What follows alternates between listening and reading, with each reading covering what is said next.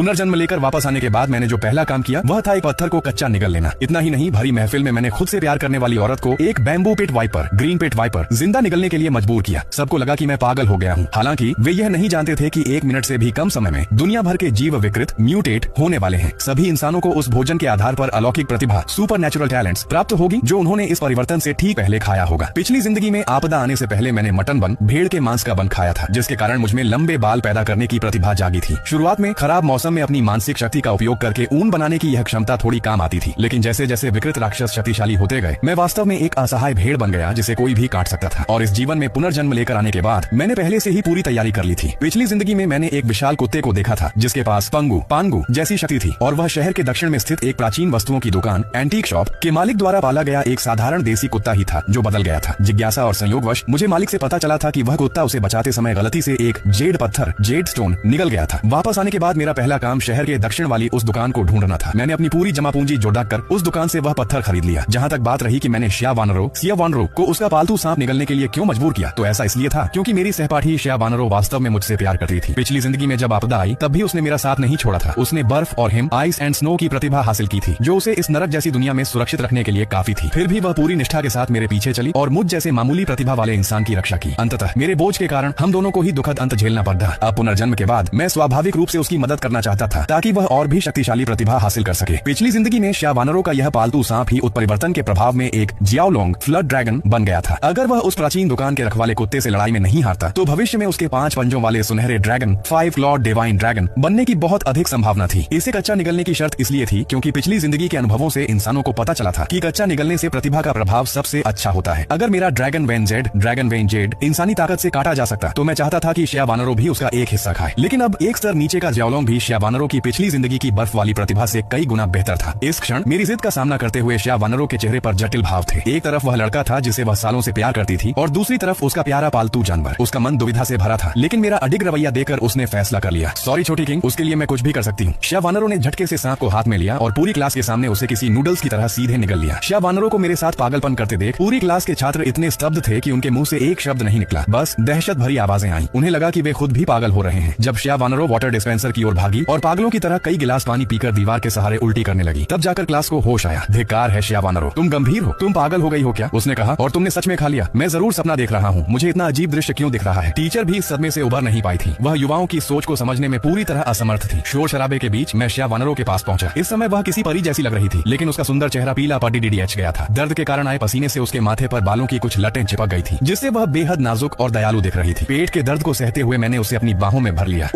मैंने कर दिखाया। सिया वानरो दर्द से कराह उठी और उसने मेरे कमर के चारों ओर अपने हाथ डाल दिए। मैंने उसके पीले चेहरे को सहलाया। बोलते समय उसके मुंह से लगातार खून निकल रहा था। इस दृश्य ने टीचर को डरा दिया और उन्होंने तुरंत एम्बुलेंस को फोन लगाया। वहीं क्लास में गांव जुन्हाव जो लंबे समय से सिया वानरो का पीछा कर रहा था और बार बार ठुकराया गया था, गुस्से से आग बबूला हो गया। वह लंबा चौड़ा कसरती शरीर और मजबूत मांसपेशियों वाला लड़का था। वह भारी कदमों के साथ सीधा मेरी तरफ बढ़ा। चेंजी, तुम मरने के लायक हो। तुम जानते हो कि वह तुम्हें पसंद करती है, फिर भी तुमने उसे सांप खाने पर मजबूर किया। उसकी दहाड़ बिजली की कड़क जैसी थी, जिससे क्लास के छात्र कांप गए, लेकिन मैंने उसकी तरफ देखा तक नहीं। बस और भी कमजोरी महसूस कर रही सिया वानरो को गले लगाए रखा और अपने फोन की स्क्रीन पर समय देखने लगा। गांव जुन्हाव भीड़ को धकेलते हुए मेरी ओर झपटा। 3। मैंने सिया वानरो को थामे हुए धीमी आवाज में गिनती शुरू की। गांव जुन्हाव को करीब आते देखकर भी मैं अपनी जगह से नहीं हिला। अचानक ऊर्जा की एक प्रचंड रोशनी फूटी। वह इतनी चमकदार थी कि लगभग सबकी आंखें चुंधिया गईं। यह दृश्य बस एक पल के लिए रहा और फिर गायब हो गया। पास आ रहा गांव जुन्हाव अपनी आंखों के सामने आए अंधेरे के कारण लड़खड़ाकर बुरी तरह जमीन पर गिर पड़ा। उस तेज रोशनी के बाद एक अदृश्य विद्युत चुंबकीय तूफान, इलेक्ट्रोमैग्नेटिक स्टॉर्म, कुछ ही सेकंड में पूरे सौर मंडल में फैल गया। इस दौरान हर किसी ने अनजाने में खिड़की के बाहर देखा, लेकिन कुछ भी दिखाई नहीं दिया। ज्यादातर लोग वापस अपनी जगह पर आ गए। उन्हें लगा कि यह कुछ भी नहीं है। केवल कुछ लोगों ने इंटरनेट पर जानकारी खोजना शुरू किया, लेकिन उन्हें पता चला कि फोन का सिग्नल पूरी तरह गायब हो चुका है। गांव जुन्हाव जमीन से उठा और फिर से गुस्से में मेरी ओर बढ़ा। आज मैं वानरों के लिए तुम्हें सबक सिखाऊंगा। उसके शब्दों में हत्या का भाव था। 1.9 मीटर लंबे गांव जुन्हाव की मांसपेशियां साफ दिख रही थी। सभी छात्र मन ही मन मेरे लिए प्रार्थना कर रहे थे, लेकिन जैसे ही उसका विशाल मुक्का मेरी ओर बढ़ा, एक अजीब घटना घटी। पलक झपकते ही उजाला अंधेरे में बदल गया। आसमान से खून जैसी लाल रोशनी गिरने लगी। सौर तूफान के कारण चुंबकीय क्षेत्र अस्त व्यस्त हो गया था, जिससे आसमान का रंग डरावना हो गया। जैसे ही यह अजीब नजारा शुरू हुआ, मेरी बाहों में मौजूद सिया वानरो ने दिल दहला देने वाली चीख मारी। हर किसी ने उसकी तरफ देखा और पाया कि सांप निगलने वाली सिया वानरो का रूप पूरी तरह बदल रहा था। उसके सिर पर 2 ड्रैगन सींग निकल आए थे, जिनमें चांदी जैसी बिजली चमक रही थी। उसके चेहरे के किनारों पर नीले सफेद रंग के शल्क स्केल्स उभर आए थे। उसकी पीठ से कंधों तक एक छोटी जियाओलोंग ड्रैगन की आकृति लिपटी हुई थी और उसकी सफेद पोशाक अब अभेद्य कवच जैसी लग रही थी। उसके शरीर से हल्की नीली सफेद रोशनी निकल रही थी, जिसने उसके सुंदर शरीर की रूपरेखा को स्पष्ट रूप से उभार दिया था। उसके पीछे एक नीली सफेद ड्रैगन की पूंछ थी जो धीरे धीरे हिल रही थी, जैसे किसी टीवी सीरियल की कोई दिव्य कन्या हो। इस परिवर्तन के बाद श्यावानरों के मन में तुरंत कई नई अनुभूतियां जागृत हुई। अब समझदार श्यावानरों को धुंधला धुंधला समझ आने लगा था कि मैंने उसे वह सांप निगलने के लिए क्यों कहा था। यह पूरी तरह से उसकी भलाई के लिए था। पहले से ही मुझ पर समर्पित रहने वाली वह लड़की अब स्वाभाविक रूप से यह बर्दाश्त नहीं कर सकती थी कि कोई मुझे चुनौती देने की हिम्मत करे। वह मेरे सामने आकर खड़ी हो गई। उसने बस अपनी हथेली आगे बढ़ाई और बड़ी आसानी से गांव झुनहाव के उस विशाल मुक्के को रोक दिया। गांव झुनहाव के उस मुक्के का कोई असर तो नहीं हुआ, बल्कि श्यावानरों की हथेली से टकराते ही उसके कवच पर जमी विनाशकारी बिजली एक्सटर्मिनेटिंग थंडर की परत ने गांव झुनहाव के हाथ को बुरी तरह जला दिया। गांव झुनहाव दर्द से चिल्ला उठा। वह अपने झुलसे हुए और काले पड़ी डीएच चुके दाहिने हाथ को कसकर पकड़े हुए था, जिससे धुआं निकल रहा था। तीव्र दर्द को सहते हुए वह घबराकर अपने हाथ पर डालने के लिए पानी ढूंढने लगा। इसी बीच श्यावानरों के चेहरे के शल्क धीरे धीरे त्वचा के नीचे ओझल हो गए और उसके सिर के सींग भी वापस अंदर चले गए, जिससे वह अपने सामान्य रूप में आ गई। वह उम्मीद भरी नजरों से मेरी ओर देख रही थी, जैसे कोई प्रशंसा चाहती हो। लेकिन इस समय हालांकि मुझ में बाहर से कोई बदलाव नहीं देख रहा था, श्यावानरों को स्पष्ट महसूस हुआ कि मेरे सामने खड़ी डीडे होने पर उसकी रूह कांप रही थी। यह एक छोटे जीव का उस डर जैसा था जो वह प्रकृति की अनंत शक्ति के सामने महसूस करता है। एक ऐसा डर जो जीन की गहराइयों से आता है। उसने मन ही मन अंदाजा लगाया कि जैसा मैंने पहले कहा था, मैंने भी कुछ निगला है। श्यावानरों नहीं जानती थी कि वह क्या चीज थी, लेकिन उसके मन और शरीर में मेरे प्रति समर्पण की जो भावना जागी, उसने उसके प्यार को और भी गहरा कर दिया। वह नहीं जानती थी कि मुझे यह सब कैसे पता था, लेकिन वह जानती थी कि मैं उसे कभी नुकसान नहीं पहुंचाऊंगा। उसकी वर्तमान शक्ति मेरी ही दी हुई थी। तभी खिड़की के बाहर से एक इंद्रधनुषी रोशनी भीतर आई, जो और भी चमकदार होती गई और काली रात को किसी जलते हुए लाल दिन की तरह रोशन कर दिया। लगभग उसी समय गांव झुनहाव की चीखें अचानक बंद हो गईं। एक पल के सन्नाटे के बाद क्लास के भीतर एक के बाद एक कई चीखें गूंजने लगी। जो लोग स्थिति को समझ नहीं पा रहे थे, वे उस विचित्र आसमानी रोशनी के प्रभाव से घबरा कर चिल्लाने लगे। देखते ही देखते वहां अफरा तफरी मच गई। तभी वह इंद्रधनुषी रोशनी गायब हो गई और क्लास के बीचों बीच एक मांस के लोथड़े जैसा, हड्डियों से भरा विशाल मछली जैसा शरीर प्रकट हुआ। उस विशाल आकृति के नीचे दो लोग दबे हुए थे, जिनका मांस बुरी तरह कुचला जा चुका था। बाकी लोग यह देखकर डर के मारे जमीन पर गिर पड़े और कांपते हुए उन दो तड़पते हुए शरीरों को देखने लगे। उस खौफनाक विशाल आकृति से चबाने की आवाजें आ रही थी। बाकी भीड़ के बीच कई और विचित्र आकृतियां भी घुल मिल गई थी। वे कुछ भूतों जैसे छोटे बंदर थे, कुछ मुड़े हुए कीधे जैसे, तो कुछ भेड़िए जैसे फुर्तीले थे। लेकिन उन सब में एक बात समान थी, सबकी खाल उधड़े हुए मांस जैसी थी और वे दिखने में बेहद डरावने थे, जैसे नर्क से निकले हुए शैतान हो। वे क्लास के सामान्य छात्रों का पीछा कर रहे थे। अपने नुकीले हथियारों और दांतों से वे जिसे भी पकड़ डालते, उसे बीच से दो फाड़ाज कर देते और उसका मांस खाने लगते। क्लास जो पहले बस थोड़ी अस्त व्यस्त थी, अब एक नरसंहार का मैदान बन चुकी थी, जो बिल्कुल नर्क जैसा लग रहा था। क्लास मॉनिटर झांग या सुन्न होकर यह सब देख रहा था। उसे समझ नहीं आ रहा था कि आखिर क्या हुआ। 2 बार रोशनी चमकने के बाद पूरी दुनिया इतनी कैसे बदल गई। वह नहीं जानता था कि उस रोशनी और विद्युत चुंबकीय तूफान में एक अजीब शक्ति छिपी थी। इन दोनों के मेल से ही विकृति, म्यूटेशन पैदा हुई। केवल वे इंसान जिनका मन पर्याप्त रूप से मजबूत था और जो उस अजीब शक्ति के कटाव को सह सके, वे ही अपने शरीर के भीतर मौजूद बाहरी वस्तुओं के आधार पर अलौकिक क्षमताएं हासिल कर पाए, जिसे नकल दिव्य हथियार, मिमिक डिवाइन वेपन कहा जाता है। गांव झुनहाव स्पष्ट रूप से मजबूत मन वाला नहीं था। जब वह सुन्न खद्दा था तो वह उस अजीब शक्ति के प्रभाव को नहीं रोक पाया। हिंसक और विचित्र ऊर्जा तेजी से उसके शरीर के हर कोने में फैल गई। उसकी त्वचा के नीचे से रेंगती हुई खून की नसें बाहर निकलने लगी और उसकी त्वचा को कसने लगी। उसकी सामान्य त्वचा उन नन्ही नसों के कसने से खून से लथपथ हो गई। मात्र 2-3 सेकंड में गांव झुनहाव का शरीर सिकुड़कर आधा रह गया। वह पूरी तरह खून से लथपथ था और अब इंसान जैसा बिल्कुल नहीं लग रहा था। कुछ ही पलों में उसका शरीर किसी ऐसी मुद्रा में मुड़ गया जो इंसानों के लिए असंभव थी, जैसे कोई रस्सी मरोड़ दी गई हो। एक तेज मरोड़ के बाद उसके पैरों से पंछियों जैसे नुकीले पंजे निकल आए और कान के पर्दे फाड़ देने वाली एक शिकारी पक्षी की चीख के साथ विकृत हुआ गांव झुनहाव सामने खड़ी एक लड़की पर झपटा। उसकी गति इतनी तेज थी कि उसका बस एक धुंधला सा साया देखा और पलक झपकते ही उसने अपने पंजों से उस लड़की के 2 टुकड़े कर बस ही खड्डा मॉनिटर झांग या डर के मारे पीछे हटने लगा। मैं लाशों के ऊपर खड़ी डीडीएच उस पक्षी जैसे जीव को देख रहा था। मेरी आंखों की पुतलियां सिकुड़ गईं। वह ब्लड मून दानव पक्षी, ब्लड मून डीमन बर्ड था। लेकिन यह विकृत राक्षस गांव झुनहाव से कैसे बन गया? पिछली जिंदगी में मैं इस दिन छुट्टी पर था और स्कूल नहीं आया था, इसलिए मैंने यह खौफनाक मंजर नहीं देखा था। 2 जन्मों का अनुभव होने के कारण मैं विकृति के बाद पैदा होने वाले कई तरह के राक्षसों के बारे में जानता था। गांव झुनहाव से बना यह पक्षी जैसा राक्षस ब्लड मून दानव पक्षी कहलाता है। हालांकि यह सिर्फ एक राक्षस है, लेकिन इसकी गति बहुत तेज है और इसके पंजे चाकू की तरह धारदार होते हैं। विकृति के शुरुआती दौर में ये सबसे हिंसक और घातक राक्षसों में से एक होते हैं। शुरुआती दौर के इंसान अगर उत्परिवर्तन के चरण से बच भी जाते और अपनी शक्तियों को सक्रिय कर लेते, तो भी उन्हें अपनी शक्तियों को समझने के लिए समय चाहिए होता था। ब्लड मून दानव पक्षी की भयानक गति के सामने वे अपनी शक्तियां इस्तेमाल करने से पहले ही मारे जा सकते थे। केवल वे ही बच सकते थे जिनके पास टॉप लेवल की प्रतिभा हो और जो स्थिति को तुरंत समझ सके। एक सामान्य इंसान के लिए इस पक्षी का सामना करने का मतलब था सिर्फ उसका भोजन बनना। खासकर अब जब रोशनी जा चुकी थी और केवल हल्की लाल रोशनी वाला अंधेरा बचा था, ब्लड मून दानव पक्षी की उल्लू जैसी विशेषताएं उसे अंधेरे में और भी खतरनाक बना देती थी। पिछली जिंदगी में जब मेरी शक्तियां जागी थीं तो मैं उन्हें ठीक से नियंत्रित नहीं कर पा रहा था और पड़ोसियों ने मुझे राक्षस समझकर बिल्डिंग से बाहर निकाल दिया था। अगर श्यावानरों ने आपदा के तुरंत बाद मुझे नहीं ढूंढा होता तो शायद मैं बाहर ही मर गया होता। लेकिन घर पर रहने के कारण ही मैं इस दानव पक्षी से बच पाया था। इससे मुझे समझ आया कि पिछली जिंदगी में हमारी क्लास का शायद ही कोई छात्र स्कूल से जिंदा बाहर क्यों निकल पाया था। मेरे मन में ये विचार कौंध रहे थे और मैं सतर्कता से उस दानव पक्षी को देख रहा था। साथ ही मैंने तुरंत अपने भीतर की दिव्य शक्तियों को जगाने की कोशिश की। तभी मेरे दिमाग में मेरी अपनी प्रतिभा की जानकारी उभर कर आई। मेरी आंखें चमक उठी। ब्लड मून दानव पक्षी, आज मैं तुझ पर ही अपना हाथ आजमाऊंगा। मैंने जमीन पर एक पैर पटका और मेरे शरीर से अचानक सुनहरी रोशनी फूटने लगी। मेरे सिर पर एक ब्लैक गोल्ड फ्लाइंग फिश जैसा मुखौटा आ गया जिसने मेरे चेहरे को ढक लिया। मेरे सिर के पीछे सुनहरे धागे आग की लपटों की तरह लहराने लगे। चमकते हुए काले सुनहरे कवच की परतें जो ड्रैगन के शल्कों जैसी दिख रही थी मेरे पूरे शरीर को ढकने लगी। इन कवच की परतों ने मेरे पहले से ही लंबे शरीर को और भी शक्तिशाली और प्रभावशाली बना दिया था। मेरी पीठ के ऊपर से नीली और बैंगनी रंग की रहस्यमयी ऊर्जा की लहरें निकल रही थी जो मुझे किसी अजेय देव योद्धा सेलेस्टियल जनरल जैसा रूप दे रही थी। जैसे ही मेरा यह नकल कवच मिमिक आर्मर प्रकट हुआ, पास खड़ी श्या वानरो अपनी सांसें रोककर मंत्रमुग्ध होकर मुझे देखने लगी। उसकी आंखों में मेरे लिए अगाध श्रद्धा और सम्मान था। वहीं दूसरी ओर जो छात्र राक्षसों में बदल चुके थे वे मानो इस दिव्य शक्ति को देखकर बुरी तरह उत्तेजित हो गए और एक साथ मुझ पर झपटने लगे। मेरे सबसे करीब वह विशाल मछली नुमा राक्षस फिश मॉन्स्टर था। उसका 3-4 मीटर ऊंचा शरीर मेरे इस कवचधारी रूप के सामने अब भद्दा और सुस्त लग रहा था। लेकिन जैसे ही मेरी निगाहें उस पर पड़ी, शायद उसकी धुंधली मानवीय यादें जाग उठी, जिससे उसके भीतर एक अनजाना डर पैदा हुआ। वह कुरूप और विकृत राक्षस गुस्से से पागल हो उठा और दहाड़ते हुए सीधे मेरी ओर बढ़ा। यह देखकर श्या वानरों ने आगे बढ़कर अपनी शक्तियों का इस्तेमाल करना चाहा, लेकिन मैंने हाथ बढ़ाकर उसे रोक दिया। अगले ही पल श्या वानरों ने देखा कि मैं बढ़े बढ़े कदम भरते हुए उस विशाल मछली राक्षस की ओर दौड़ रहा हूँ। पलक झपकते ही हम दोनों, एक विशाल और एक छोटा साया, आपस में टकरा गए। हवा में एक अदृश्य ऊर्जा की लहर का विस्फोट हुआ और हमारे पैरों के नीचे की जमीन उस ताकतवर टक्कर से फट गई। हालांकि कवच पहनने के बाद मेरी लंबाई लगभग 2 मीटर हो चुकी थी, लेकिन 4 मीटर ऊंचे उस दैत्य के सामने मैं अब भी एक बच्चे जैसा ही दिख रहा था। कद और वजन के इस अंतर के कारण जमीन फटने से मेरा संतुलन बिगड़ने लगा और ऐसा लगा मानो मैं ताकत के मामले में उससे पीछे छूट रहा हूँ। पास ही खटीडीहा गांव जुनहाव से बना वह ब्लड मून दानव पक्षी, ब्लड मून डीमन बर्ड, बेहद चालाक था। उसे लगा कि मछली राक्षस का पलडेहा भारी है, इसलिए वह एक तीखी चीख के साथ हम दोनों की लड़ाई के बीच कूद पड़ा। ठीक उसी समय मैंने बद्धी फुर्ती से अपना एक पैर पीछे की ओर तिरछा लिया और अपने हाथों की मुद्रा बदली। मैंने धकेलने के बजाय खींचने की तकनीक, पुलिंग टेक्निक का इस्तेमाल किया और उस 4 मीटर ऊंचे विशाल मछली राक्षस के शरीर को हवा में उठा दिया। मैंने पूरी ताकत के साथ उसे सीधे उस दानव पक्षी की ओर फेंक दिया जो हवा से हम पर हमला करने आ रहा था। मछली जैसे उस दानव का विशाल और कुरूप शरीर दीवार में धंस गया था, जिसे देख blood moon demon bird, blood moon demon bird तुरंत गुस्से में दहाड़ने लगा। उसने अपनी दैवीय शक्ति, स्पिरिचुअल पावर के दम पर कुचले जाने के ठीक एक पल पहले अपने पंखों के सहारे उस मछली दानव के ऊपर से छलांग लगा दी। वह विशाल डैने फड़फड़ाने लगा और उसके चेहरे पर मौजूद मानवीय आंखों की पुतलियां घूमने लगी, जैसे वह कुछ सोच रहा हो। उसे समझ आ गया था कि केवल अपनी ताकत से वह काले सुनहरे कवच, ब्लैक गोल्ड आर्मर वाले उस मानव को नहीं हरा सकता। तथाकथित राक्षसी पक्षी ने जोर जोर से चीखना शुरू कर दिया। मैं समझ गया कि यह सिर्फ गुस्से की दहाड़ नहीं थी, बल्कि वह अपनी रक्त की शक्ति, ब्लड लाइन का इस्तेमाल करके वहाँ मौजूद उन सभी आधे अधूरे बदले हुए राक्षसों, इनकम्प्लीटली ट्रांसफॉर्म्ड मॉन्स्टर्स को मुझ पर हमला करने के लिए बुला रहा था। अचानक उन सतर्क राक्षसों के शरीर का मांस जमने लगा। उनके चेहरे और भी भयानक हो गए। कई राक्षसों ने अपने मुंह में दबा मांस छोड़ दिया और एक साथ मुझ पर झपट पड़े। वह पक्षी चुपके से छत, सीलिंग की ओर उड़ गया। मौके की तलाश में मैंने अपने मजबूत दाहिने हाथ से मुट्ठी कसी और मेरे पीछे की बैंगनी आभा तुरंत एक चमकते हुए काले सुनहरे विशाल कुल्हाड़ी, शार्प जायंट एक्स में बदल गई। तभी ऊपर से पक्षी ने अपनी जान की बाजी लगाकर मुझ पर हमला किया, लेकिन मैंने मुस्कुराते हुए अपनी काइटियन कुल्हाड़ी, स्काई ओपनिंग एक्स ऊपर की ओर घुमा दी। कुल्हाड़ी से एक विशाल प्रकाश निकला जिसने उस राक्षसी पक्षी को बीच से 2 टुकड़ों में काट दिया। जैसे ही मैंने उसे खत्म किया, पूरा कमरा शांत हो गया। मेरे सहपाठी यह देखकर दंग, स्टन्ड रह गए और बाकी राक्षसों ने भी मेरे शरीर से निकलने वाली पंगु रक्त रेखा, पैंगू ब्लड लाइन की शक्तिशाली गंध को महसूस किया। वे सब रुककर मेरी ओर देखने लगे। मैंने बिना किसी झिझक के छलांग लगाई और बिजली की गति, लाइटनिंग स्पीड से बाकी राक्षसों को मारना शुरू कर दिया। 3 मिनट के भीतर कक्षा के सभी राक्षस साफ कर दिए गए। तभी जीवित बचे लोग बाहर निकलने के लिए शोर मचाने लगे। मैंने ठंडे चेहरे के साथ पोडियम, लेक्चर स्टैंड पर जाकर कहा, सब शांत हो जाओ। मेरी आवाज सुनते ही सन्नाटा छा गया। कयामत, अपोकलिप्स आ चुकी है। बाहर हर जगह राक्षस हैं। अगर जिंदा रहना चाहते हो तो मेरी बात मानो। अभी मैंने बात खत्म ही की थी कि दरवाजे के बाहर एक विशाल हेलहाउंड नरक का कुत्ता अपने नुकीले दांत दिखाए, जीभ लपलपाते हुए अंदर झांकने लगा। उसकी धीमी गुर्राहट कमरे में गूंज उठी। इसी बीच भीड़ में से एक लड़की डर के मारे चीख पड़ी, जिससे वह कुत्ता और भी हिंसक, वायलेंट हो गया। मैंने अपनी निगाहें उस पर जमा दी। पिछले जन्म में इसी कुत्ते ने स्कूल में शिकार करके खुद को विकसित किया था और नरक का 3 सिरों वाला कुत्ता, 3 हेडेड हेलहाउंड बनकर शहर का राजा बन गया था। तभी सिया वानरू की दिव्य बिजली, एक्सोरसाइजिंग लाइटनिंग ने उसे झुलसा दिया, जिससे वह और भी पागल हो गया। उसने काला धुआं उगला, जिससे मेज कुर्सी राख हो गए। यह देखकर कि वह बिजली से भी नहीं मरा, मैंने खुद मोर्चा संभाला। मैंने अपनी कुल्हाड़ी उसकी ओर फेंकी और खुद भी एक जंगली सांड, वाइल्ड बुल की तरह उसे जा टकराया और उसे जमीन पर पटक दिया। वानरू ने तुरंत मुझे एक हथियार दिया और मैंने बिना मौका गंवाए उसकी गर्दन काट दी। मैंने उसके शरीर को चीरकर एक सफेद क्रिस्टल निकाला, जिसे लिंगजिंग स्पिरिचुअल क्रिस्टल कहा जाता है। इसे सोखकर योद्धा, अवेकनर्स, सुपर ह्यूमंस अपनी शक्ति बढ़ा सकते हैं। पिछले जन्म में वानरू ने मेरा साथ कभी नहीं छोड़ा था, इसलिए मैंने वह कीमती क्रिस्टल उसे दे दिया। उसने इसे अपनी भौहों के पास रखकर सोख लिया, जिससे उसकी शक्ति द्वितीय श्रेणी लेवल 2 तक पहुंच गई। फिर मैं उस लड़की के पास गया जिसकी चीख ने कुत्ते को बुलाया था। मैंने बिना दया दिखाए एक ही बार में उसका सिर धड़ से अलग कर दिया। अब वहाँ दर्जन भर लोग ही बचे थे। तभी बाहर से और भी चीखें आने लगी। मुझे पता था कि स्कूल के राक्षस अब झुंड, आर्मी स्वॉर्म बना रहे हैं। मैंने तुरंत दरवाजा बंद करने का आदेश दिया और सबको खिड़की दरवाजे बंद करने को कहा। तभी कक्षा की सुंदरी ज्याओ कियान